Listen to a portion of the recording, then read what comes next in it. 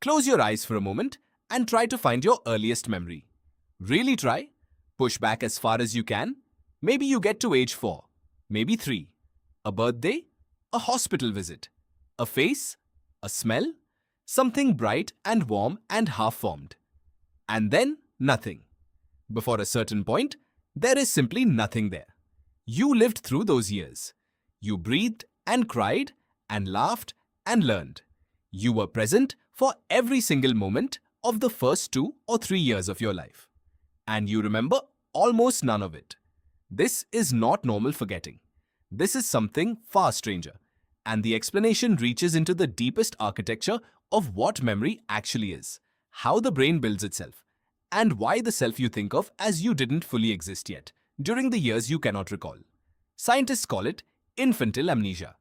And for over a century, the most brilliant minds in psychology and neuroscience have been trying to understand exactly why it happens.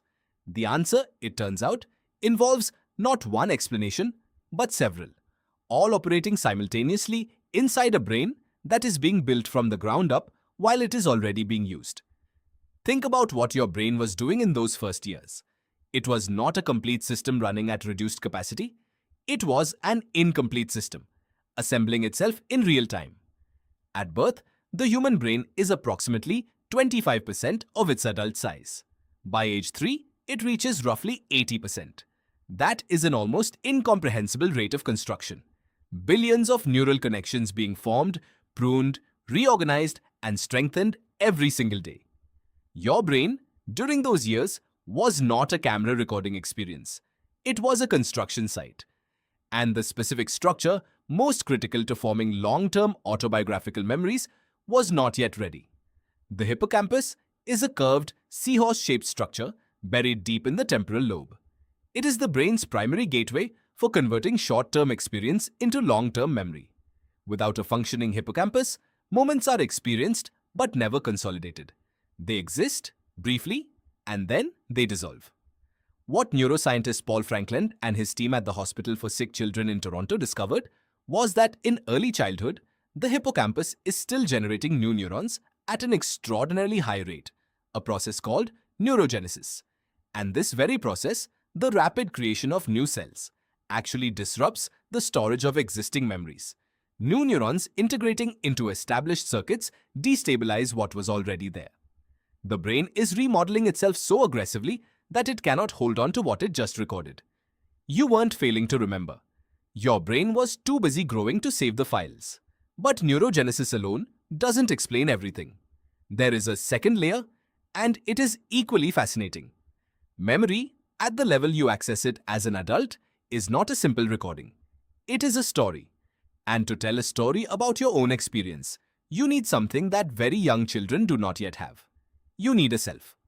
Psychologist Mark Howe at City University London has spent decades studying the development of memory in children and argues that the emergence of what he calls the cognitive self is the critical turning point. Before around age 2, children do not have a stable sense of themselves as a continuous being moving through time. They experience the world intensely and vividly, but they experience it without an anchor.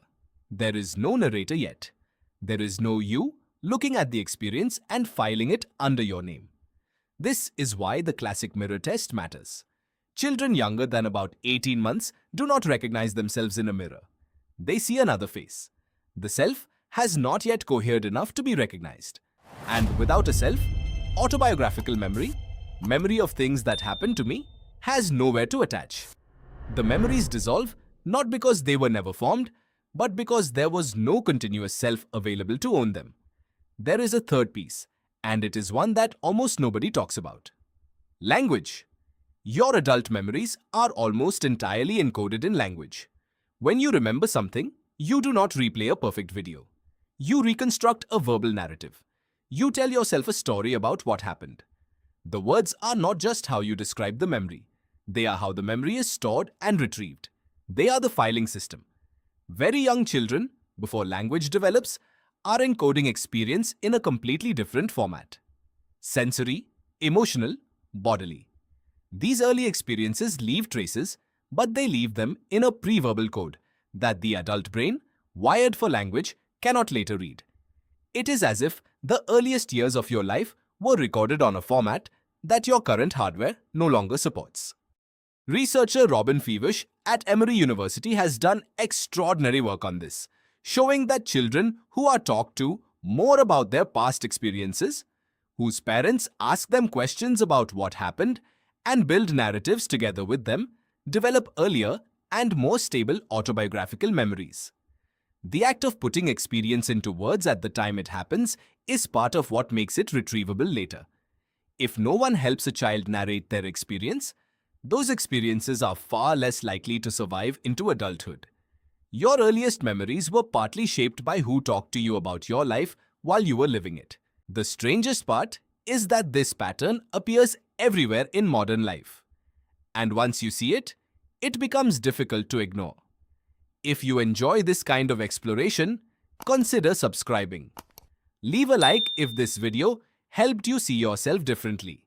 And if someone in your life would find this fascinating, share it with them. Together, we can uncover the ancient brain hidden beneath the modern world. Now here is where it becomes genuinely unsettling. The memories did not simply fail to form. Many of them formed, briefly, and then were actively overwritten. Not deleted, overwritten. As the brain matures, as language comes online, as the hippocampus stabilizes and the self coheres, the new system reaches back and reprocesses what was stored in the old one.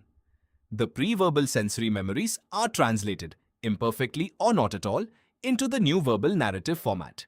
What cannot be translated is lost. What is translated is changed in the process. This means your earliest surviving memories are almost certainly not what you think they are. Research by psychologist Kathy Pesdek and others has shown that adults frequently believe they remember events from the first 2 years of life, events that are neurologically impossible to have retained. These false early memories are typically constructed from photographs, from stories told by parents, from family mythology. You have seen the photos so many times that you believe you remember the moment. You have heard the story so often that it feels like your own recollection. But it is a reconstruction, a story you absorbed and mistook for a memory you stored. The moment you think of as your earliest memory may not be a memory at all. It may be a narrative that was handed to you. And there is something even stranger beneath all of this. The experiences you cannot consciously remember did not vanish without effect. They shaped you, profoundly, irrevocably. The attachment patterns established in the first years of life, the sense of whether the world is safe or threatening, whether other people can be trusted, whether your needs will be met. These patterns were laid down in those pre-verbal years, and they operate in you today at a level far below conscious access. You cannot remember the experiences that created these patterns, but you live inside them every single day. The psychologist Daniel Stern spent his career studying infant experience and argued that the first years of life are not a blank. They are the most formative period a human being ever passes through. The fact that you cannot consciously remember them does not mean they did not reach you. It means they reached you so early, so deep, and at a level so far below language that they became invisible to the narrator who emerged later. You were shaped by years you cannot see, formed by experiences you cannot name, guided by patterns installed before you had the words to describe them. This is why certain places make you inexplicably calm, why certain voices relax something deep in your chest, why certain kinds of conflict make your body tense in ways you cannot explain. The archive is not empty. It is simply stored in a language you forgot you ever spoke. So when you close your eyes now and push back to that earliest memory, that fragment of light or warmth or face or smell, you are not finding the beginning of your story. You are finding the first moment the narrator woke up. The story had already been going for years. You just weren't there yet to write it down. And the person you are right now, your fears, your comfort, your instincts, your sense of whether the world is safe, was largely written in the chapters you will never be able to read. Modern life is new. Your brain is not. If you enjoyed this exploration, leave a like, share it with someone curious, and subscribe for more stories about the ancient brain living in the modern world.